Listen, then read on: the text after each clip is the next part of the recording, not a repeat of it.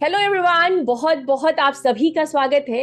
हम और आप आज जिनसे मिलने वाले हैं वो ना केवल आपकी लाइफ को बल्कि आपकी लाइफ के जुड़े हुए बहुत ही इंपॉर्टेंट एस्पेक्ट को ठीक करने का आप सभी को सोल्यूशन देते हैं। तो चलिए मिलते हैं डॉक्टर बत्रा सर से। डॉक्टर सतीश बत्रा सर, आपका बहुत वेलकम है। सर लाइफ और बिजनेस कोच है। आपको आपके माइंडसेट के साथ आपके बिजनेस को आपकी ग्रोथ के साथ आप कैसे ले जा सकते हैं ये आपको सिखाते हैं। बाकी वो कितना अच्छा और किस वे में आपको वहां पहुंचा सकते हैं, वो अपनी लाइफ में किस तरीके से आपको रास्ता बताते हैं, आइए उन्हीं से जानते हैं। तो सर आपका बहुत बहुत स्वागत है। और मैं चाहूंगी कि आप हमारे व्यूवर्स को थोड़ा सा अपने बारे में अपनी तरफ से भी इंट्रोड्यूस करें कि किस तरीके से आप लोगों की आज हेल्प करके उनको और यूनिवर्स को दोनों को कहीं ना कहीं ग्रैटिट्यूड कर पा रहे हैं। जी थैंक यू सताक्षी जी। मुझे बहुत अच्छा लग रहा है आपसे बात करके, और मुझे बहुत कम समय में मैं बहुत प्रभावित हुआ आपसे मिलकर। थैंक और यू। जितने लोग हमें देख पा रहे हैं मैं उन सबका वेलकम करता हूं, और आप सब लोगों को बहुत बहुत धन्यवाद। जैसा कि बताया, मेरा नाम सतीश बत्रा है। मैं पिछले 20 से भी ज्यादा सालों से लाइफ एंड बिजनेस की कोचिंग करता हूं, और मैं लोगों को बताता हूं कि जिंदगी जो है उसमें संघर्ष आते हैं, रिजेक्शंस मिलते हैं, तभी आप आगे निकल पाते हैं। तो हमेशा कहता हूं कि जिंदगी की यही रीत है, हार के बाद ही जीत है। तो एक बहुत शॉर्ट परिचय मैं आपको बताता हूँ कि जिंदगी में एक ऐसा समय आया था मेरी लाइफ में, जब हमारे पिताजी का 50 साल का जमा जमाया बिजनेस खराब हो गया, और हमें बहुत बड़ा नुकसान हुआ, कर्ज हुआ, यानी करोड़ों रुपए का हमारे पर लोन हो गया। और हमारे फादर साहब को जब लोन हुआ तो हमारे फादर साहब ने जीरो से स्टार्ट किया था, बहुत मेहनत की थी, तो वो बहुत तनाव में थे। तो उनको हार्ट अटैक आ गया, और वो अपना हाथ, मरने से पहले अपना हाथ मेरे हाथ में पकड़कर जो वही कहते थे कि मैं बहुत प्यार करता था तुमसे, और मैं तुम्हें अपने जीवन में आखिरी समय में इतना कर्ज देके जा रहा हूँ। तो मैंने उनको बोला था, पिताजी आप ठीक हो जाइए, बाकी सब ठीक हो जाएगा। और जब उनका निधन हुआ तो वो सारा कर्ज हमें चुकाना था, जो बहुत बड़ा कर्ज था। तो हमारे पास जो भी अवेलेबल था हमने सारा कुछ बेचा, और उसके बाद जो है हमने बैंक से किस्तें बांधी और उसको हम चुकाने लगे। तब मेरे को लगा कि जो बिजनेसेस होते हैं उसमें कोई सिक्योरिटी नहीं है। मेरे पिताजी ने 50 साल काम किया, इतना बड़ा सब मेहनत की, और लास्ट में ये नतीजा निकला कि उनको कर्ज आ गया। तो मैं कोई ऐसा काम ढूंढ रहा था जहां पर रॉयल्टी इनकम मिले या पैसा बार बार आता हो, क्योंकि मेरा मेरा जो बेटा था उसको कुछ एक चैलेंज है, जिसकी वजह से मैं चाहता था कि मैं जब मरूं तो मैं उसको कर्ज दे के नहीं मरूं, मतलब मैं उसको ऐसे इनकम दे के जाऊं कि उसको लाइफ लॉन्ग काम आए। और फिर मैंने एक ऐसा बिजनेस स्टार्ट किया जिसको हम लोग नेटवर्क मार्केटिंग बोलते हैं, और उसको लेकर मैं काफी लोगों के पास गया। पर जैसा कि आप जानते हैं, कुछ बिजनेस ऐसे होते हैं जिनको लोग ठीक से समझ नहीं पाते, तो जो है लोग रिजेक्शन देते थे। पर मुझे बड़ा फेथ था अपने एक दोस्त के ऊपर जो इलाहाबाद में रहता था, और वो चूंकि मुझे बहुत मानता था, तो मुझे लगा ये तो मेरे साथ जुड़ जाएगा, मेरे साथ काम करेगा। तो मैं उसके शहर में गया, और 4-5 दिन का टाइम लेके गया, ताकि उसके शहर में जाके बहुत सारे लोगों को उसके साथ ज्वाइन कराऊंगा। पर उसने मुझे मना किया, और इसलिए मना किया कि मेरे साथ वाले पहले ही फोन कर देते थे कि ये जो बत्रा जी आ रहे हैं ये ऑलरेडी कर्जे में है, तकलीफ में है, और आपको नुकसान कर सकते हैं। जब जिसको आप रिश्तेदार या बहुत वेल विशर बोलते हैं ना, जनरली क्या होता है, जो बोलते हैं ना कि ये आपका वेल विशर है, शुभ चिंतक है, तो जब भी आपका शुभ होने लगता है उनको चिंता हो जाती है। तो वो पहले से हमारे लिए फोन कर देते थे, तो स्ट्रगल बढ़ जाते थे। तो उसने मना किया, तो मैंने अपने दोस्त को बोला, ठीक है आपको नहीं करना मत करो, लेकिन अपने कुछ 4-5 दोस्तों से मिलवा दो, उनको मैं बिजनेस बता देता हूँ। तो उसने तैयार नहीं हुआ फिर, लेकिन मैंने जब खिलाने पिलाने की बात की तो तैयार हो गया। तो उसने 4-5 दोस्तों को बुलाया, उन सब ने मेरे जो कॉन्सेप्ट है उसको मना कर दिया, और मुझे बहुत इरिटेट करने लगे, चिढ़ाने लगे। उस दिन मैं बहुत परेशान हुआ, क्योंकि मेरे साथ के लोग जो है मेरे से बिजनेस में आ नहीं रहे थे, मेरे पास कर्ज था।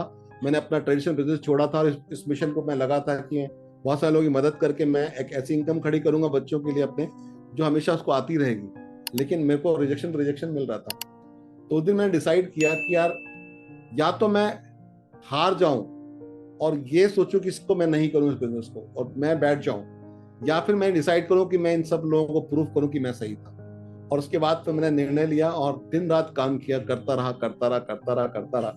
और एक दिन मैं उसमें कामयाब हो गया, इतनी बड़ी कामयाबी मिली कि मुझे बहुत सारे पैसे आने लगे, मेरा कर्ज भी उतर गया, और मैं पूरे देश में सेमिनार लेने लगा। हमारी संस्था हमारे को हवाई जहाज की यात्रा देती थी, 5 स्टार फैसिलिटी देती थी, और पूरे देश में सेमिनार मिलने लगे। इलाहाबाद में सेमिनार लेंगे, उस समय इलाहाबाद का मुझे बहुत दिन से डिमांड थी कि मैं जाऊंगा वहां पर, क्योंकि मेरे को वहां पर इंसल्ट मिली थी बहुत ज्यादा। तो मैंने अपने फ्रेंड के पास गया, और 3 साल हो चुके थे उस बात को, जब मैं बहुत कामयाब हो गया उसमें। तो मैंने उससे बोला कि मैं उस कंपनी की वजह से आया हूँ और एक अच्छा सेमिनार है, चलते हैं उसमें। तो उसने मुझे कहा कि अभी भी वही उसी कंपनी में लगे हो तो चलती नहीं है, और मैं तो इस सब में इंटरेस्ट रखता नहीं हूँ। क्योंकि मैं चाहता था कि ये और इनके दोस्त उस सेमिनार में आए। मैंने उनको नहीं बताया कि स्पीकर मैं ही हूँ। मैंने उनको कहा कि जो है ना, आप लोग आइए वहां पर, वहां सुनने का 1,000 रुपये मिलता है। मैंने इसलिए कहा कि मैं चाहता था कि ये वहां पर आए और सुने ये लोग कि मैं कामयाब हो चुका हूँ। और बोले नहीं देगी आपकी कंपनी तो मैं आपसे ले लूंगा। मैंने कहा ठीक है, मैं दे दूंगा। तो मैंने कहा अपने उन दोस्तों को भी बुला लो। तो उन्होंने 5 दोस्तों को बुला लिया। ये 6 लोग जो है हमारे सेमिनार में गए। मैंने वहां पर, हमारे सेमिनार में 300 रुपये टिकट लगती थी, इनकी टिकट भर के इनको दे दी, उनको बिठाया। उनको एंड तक नहीं बताया कि मैं ही स्पीकर हूँ आज का। लगभग 1,000-1,200 लोग हॉल में थे, और वहां का जो होस्ट था वो जोर जोर से चिल्ला के बोल रहा था कि स्पीकर ऐसे नहीं होंगे, आप लोग खड़े होइए, हल्ला मचाइए, तालियां मचाइए। और उनके पूरे माहौल के साथ जब उसने ये बोला कि help me welcome on the stage doctor Batra from Jabalpur, और फिर जब उन्होंने मुझे रिकॉग्नाइज किया और फिर मेरे हाथ में माइक आया, तो उस पूरी भीड़ में मेरा जो दोस्त था, उसके जो 5 दोस्त थे, उनकी आंखों में नमी आ गई। उनको लगा कि हम इसको 3 साल तक ऐसे ही परेशान किए, इसको इतना पुट डाउन किए, इतना इसको हमने रिजेक्शन दिया, लेकिन फिर भी इसने प्रूव किया। इलाहाबाद जैसे शहर में जहां पर मैं 70-80 लोगों को नहीं बुला सकता, वहां पर 1,000 लोग इसके कहने पर आए हुए हैं, यानी इसने कुछ प्रूव किया। तो जब मैं स्टेज पे आया तो मैंने एक ही बात बोली लोगों को कि आप सब लोग जानना चाहते हो कि मैं कामयाब क्यों हुआ, क्या आप लोग इजाजत से मैं उसे खड़ा कर सकता हूँ? तो सबने बोला यस। तो मैंने कहा ये पीछे बैठे हुए हैं। मैंने बोला ये 5 लोग और आप 6 लोग खड़े हो जाइए अपनी चेयर्स पे, इनके लिए क्लैपिंग्स करिए। तो मैंने उनको बताया कि ये यही है वो व्यक्ति, यही वो लोग हैं जिनकी वजह से मैं कामयाब हुआ हूँ। तो मैंने उस समय जब इनको ये बताया कि इनकी वजह से मैं कामयाब हुआ हूँ, और आज यही लोग हैं जो मेरे को सफल करने में जो है मेरे लिए प्रेरणा बने हैं। तो उस समय जो है ना, मेरा जो दोस्त है और उसके जो साथी हैं, वो लोग बहुत प्रभावित हुए, और वो सब फिर मेरे साथ ज्वाइन हुए। उन्होंने बहुत अच्छा काम बाद में किया। मैं बताना चाहता हूं कि जब भी कोई आपका दिल तोड़ता है, जब भी जीवन में रिजेक्शन मिलता है, जब भी कोई तकलीफ देता है, तो उससे बदला लेने के लिए उससे लड़िए मत, उसको नुकसान मत पहुंचाइए, उससे ज्यादा कामयाब हो जाइए। मैं हमेशा कहता हूं the biggest revenge in the world is massive success. The biggest revenge in the world is massive success. With this मैं आपको सुनना चाहूंगा, और आज आपकी टैरो रीडिंग्स का जो है ना एंजॉय करना चाहूंगा और सीखना चाहूंगा अपने बिजनेस के बारे में। प्लीज आप बोलिए। सर, आपने बहुत ही इंस्पायरिंग स्टोरी सुनाई, और जो आपकी रियलिटी भी है, ये कोई कहानी नहीं है, जिंदगी का एक वही हिस्सा है आपकी, जिसने आपकी पूरी लाइफ का पैरामीटर ही चेंज कर दिया। तो सच कहा आपने कि कभी भी बीइंग अ स्पिरिचुअल हीलर या स्पिरिचुअलिटी के साथ कनेक्ट होने की वजह से मैं भी इस बात पे बिलीव करती हूँ कि अगर कोई आपको हिट कर रहा है, कहीं कोई आपको धोखा या कोई ऐसी चीटिंग चल रही है, या आपको कोई रिजेक्शन मिल रहा है, कोई ऐसी चीज है जो आपको लगता है कि आपको तोड़ कर गई है, उस समय लेट गो कर दीजिए, बिलीव कीजिए यूनिवर्स पर और आगे बढ़िए। आपको लाइफ में वो सब कुछ मिलेगा जिसके लिए आपने फॉरगिवनेस दी है, उससे कहीं ज्यादा आपको गिफ्ट और रिसीविंग आपके अंदर वो आएगी जो आपने एक फॉरगिवनेस की वजह से रिलीज कर दी है। तो मैं बिल्कुल एग्री करती हूँ कि लोगों को जो रिजेक्शन है या जो फेलियर है, उसको आप अपनी सफलता से ज्यादा बेहतर तरीके से क्रिएट कर सकते हैं। तो चलिए, आपकी बेहतरीन मोटिवेशनल स्टोरी के साथ जो आपकी जिंदगी की रियलिटी भी है, आइए देखते हैं। वैसे तो आपने काफी कुछ चीजें बताई हैं, फिर भी देख लेते हैं सर कि क्या हिडन एनर्जी है जो आपके पास्ट में रही है, आपके प्रेजेंट का सिनारियो क्या है, और आपका फ्यूचर का सिनारियो कैसा रहेगा। तो are you ready sir? Yes yes, बिल्कुल। ओके, तो चलिए मैं आपको थोड़ा सा फॉर्मेट बता देती हूँ। पहले मैं आपके पास्ट को निकालूंगी, जहां मैं आपसे पूछूंगी कि आपका पास्ट कितना इसके साथ कनेक्ट कर रहा है, ठीक है? फिर उसी के साथ हम प्रेजेंट और फ्यूचर की तरफ जाएंगे। अकॉर्डिंगली, उसी के अकॉर्डिंग, अगर पास्ट आपका मिल रहा है, प्रेजेंट आपका मिल रहा है, तो आप फेथ कर सकते हैं कि फ्यूचर में आने वाले कार्ड बिल्कुल वैसे हो सकते हैं जैसा कि पास्ट और प्रेजेंट की एनर्जी को बताया गया है। तो चलिए स्टार्ट करते हैं कि आपका पास्ट कैसा है।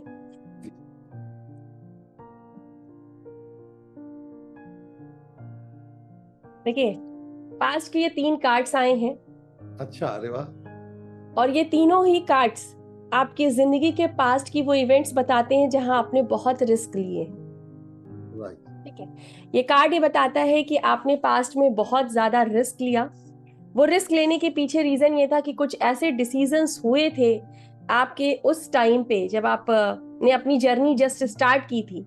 वो डिसीजन शायद आपने सम टाइम क्या होता है, हम कुछ डिसीजन बिना सोच के या समझ के ले लेते हैं, या ये कह लीजिए कि हम डिसीजन ले लेते हैं, उस पर उतना एनालिसिस नहीं कर पाते कि ये हमारे लिए किस तरीके से जाएगा। रीजन ये था कि उस समय शायद आप इमोशनली थोड़े इम्बैलेंस थे, इमोशनली कहीं ना कहीं आपके पास चीजें उस लेवल पे थी जिसकी वजह से ये डिसीजन आपने लिया।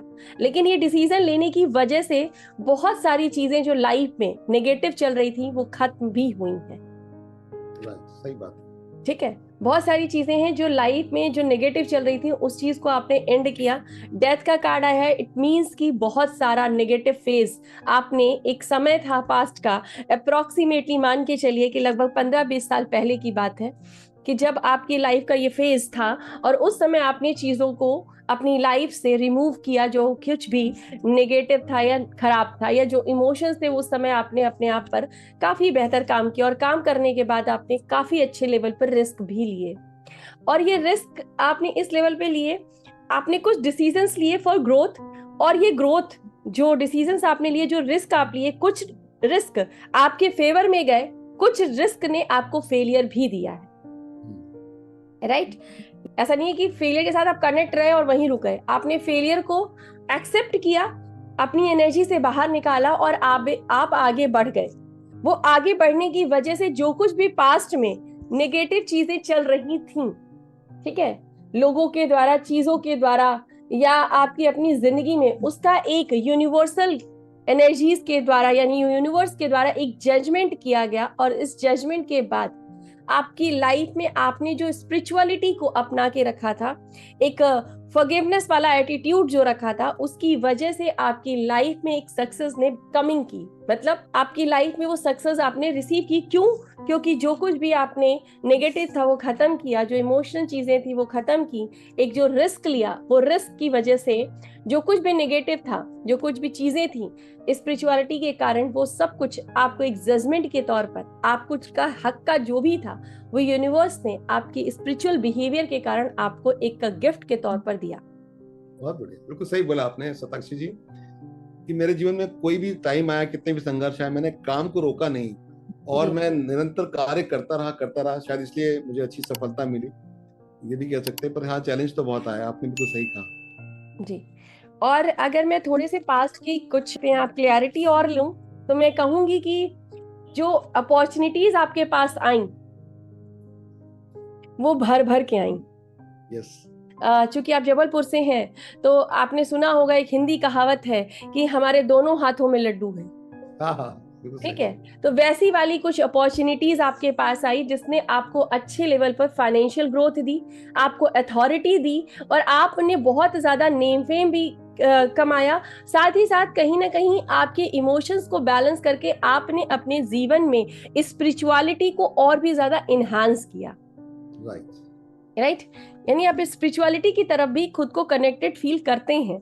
और ये जो अपॉर्चुनिटी आपके पास आई थी, इसकी ग्रैपिंग पावर आपकी इतनी फास्ट थी कि ग्रो भी उतना फास्ट हुआ आपका।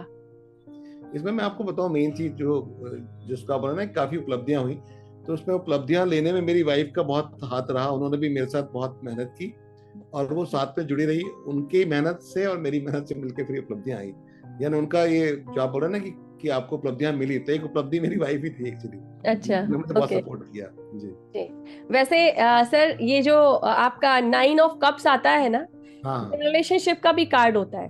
अच्छा, वेरी गुड। तो अभी अगर आपकी बात नहीं भी होती तो भी मैं आपको ये बात बोलने वाली थी कि आपका जो आपकी जो पार्टनर है, उन्होंने भी आपके बनाने में आपको बहुत ज्यादा हेल्प करी है। ठीक है, तो ये जो अपॉर्चुनिटीज आई, ये जो चीजें आई, इसने आपके प्रेजेंट को कैसा बनाया है, आइए देख लेते हैं।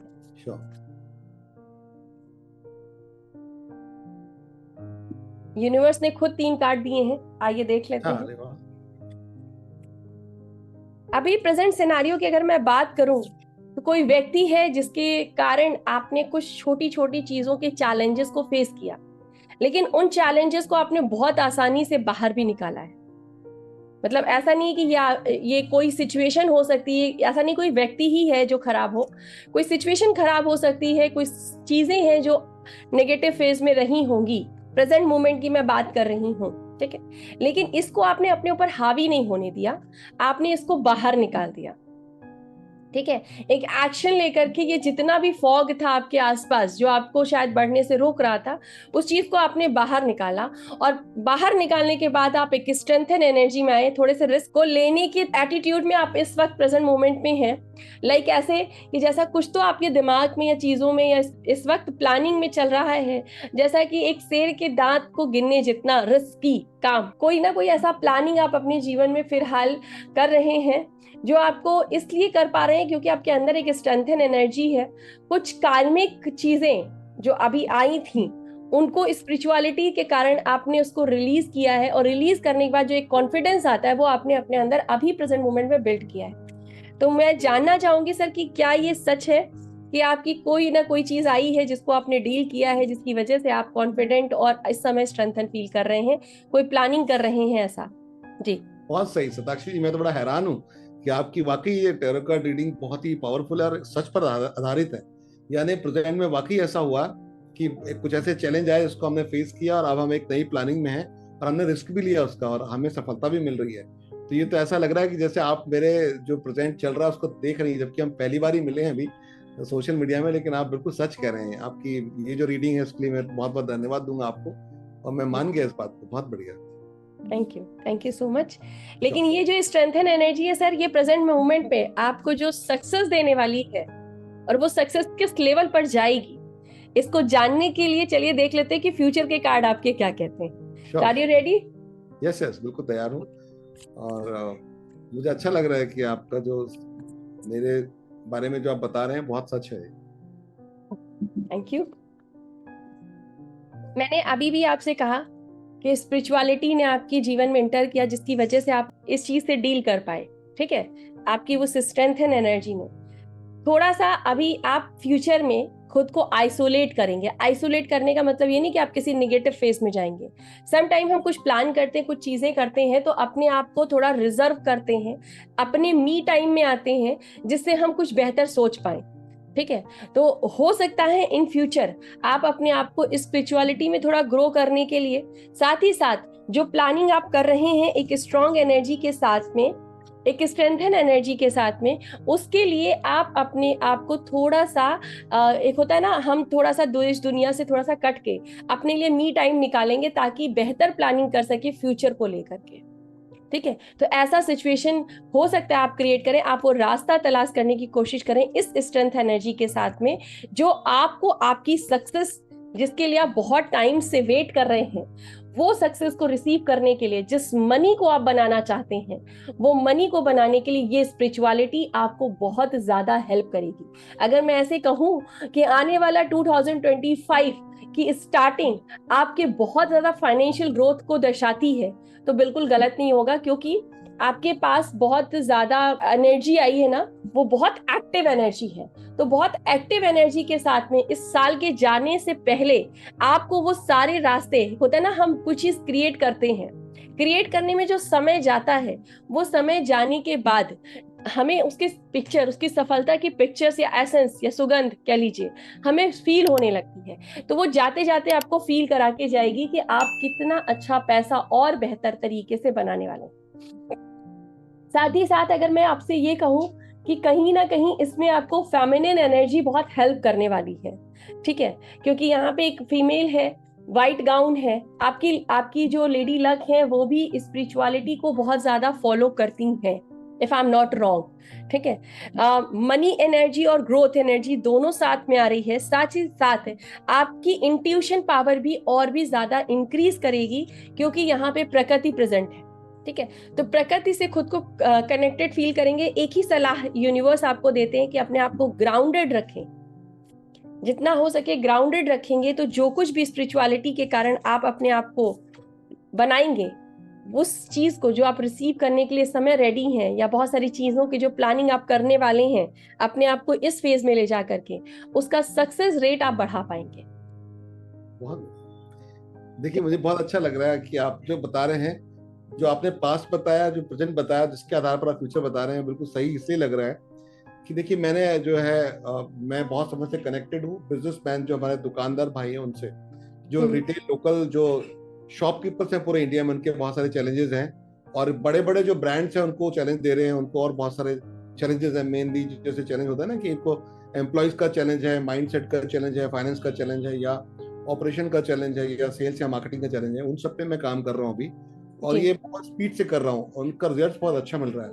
तो मुझे लगता है कि जिस तरह से मैं अभी काम कर रहा हूँ उस पर, और जो मैं बहुत मेहनत कर रहा हूँ अपने जितने भी लोकल ट्रेडिशनल शॉपकीपर्स हैं पूरे इंडिया में उनके लिए, तो उसका मुझे लगता है 8-9 महीने बाद बहुत अच्छा रिजल्ट मिलेगा, क्योंकि इसमें मेरे कंटेंट और मेरा जो पूरा कोर्स है बहुत अच्छा जा रहा है। तो जिस तरह से आप मुझे फोरकास्ट करके बता रहे हैं तो मुझे बिल्कुल सही लग रहा है कि 2025 की शुरुआत तक ये सब चीजें डेवलप हो जाएंगी और सबका रिजल्ट मुझे इंडिया से पूरा मिलने लगेगा। तो मुझे बहुत हैरानी भी है कितना अच्छा आप कैसे प्रेडिक्ट कर पाते हैं। फिर आपने बताया कि फेमिनाइन का उसमें जुड़ाव है, तो मेरी वाइफ तो मेरे साथ है ही। पिछले कुछ समय से मेरी जो डॉटर है 8-10 साल से, वो भी मेरे साथ में है, और वो मेरी डॉटर जो है इंडिया की मानवीय मेकअप आर्टिस्ट में से एक है। तो अच्छा। वो बहुत अच्छे से चीजों को मैनेज करती हैं, उससे मैं बहुत कुछ सीखता हूँ। तो निश्चित रूप से 2 लक्ष्मियां हमारे घर पे ही हैं जिनका साथ में मिला हुआ है। तो ये तो जितना भी आप कह रहे हैं सब कुछ मेरे साथ जुड़ रहा है, और मुझे लग रहा है कि फ्यूचर वैसे ही होगा जैसा आप बोल रहे हैं।